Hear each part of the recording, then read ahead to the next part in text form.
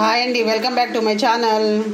గోంగూర chutney simple స్టైల్లో చేసుకోవడం ఇలా. దానికి కావాల్సినవి నేను ఒక 3 కట్టలు, పెద్ద సైజు 3 కట్టలు గోంగూర తీసుకొని ఈ విధంగా తెంపుకొని కడిగి వేయించుకొని పెట్టుకున్నాను.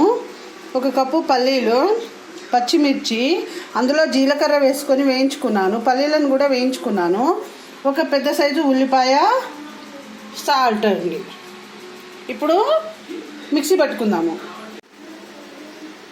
మిక్సీ బౌల్ తీసుకొని అందులోనూ పల్లీలను వేసుకుందామండి. దీంట్లోనే సరిపడా సాల్ట్, చట్నీకి సరిపడా సాల్ట్ వేసుకొని మిక్సీ పట్టుకుందాము.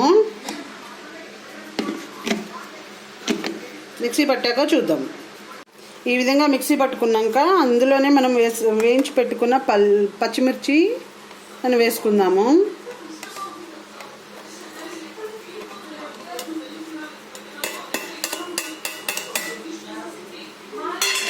పచ్చిమిర్చిలను కూడా అదే విధంగా మిక్సీ పట్టుకుందాం. ఈ విధంగా మిక్సీ పట్టుకున్నాక ఇందులోనే మనం వేయించి పెట్టుకున్న గోంగూరను కూడా వేసుకుందాము.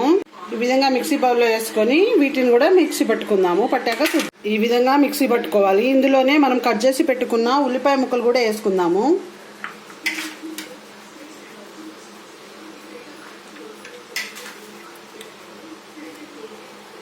వేసుకొని ఒకటేసారి తిప్పాలండి.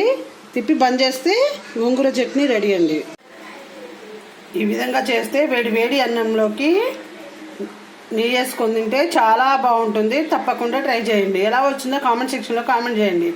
అంతేనండి. మా వీడియో కనుక మీకు నచ్చినట్లయితే లైక్ చేయండి, షేర్ చేయండి, సబ్స్క్రైబ్ చేసుకోండి. కింద బెల్ ఐకాన్ ప్రెస్ చేస్తే మా నోటిఫికేషన్లు మీకు వస్తాయి. Thank you very much.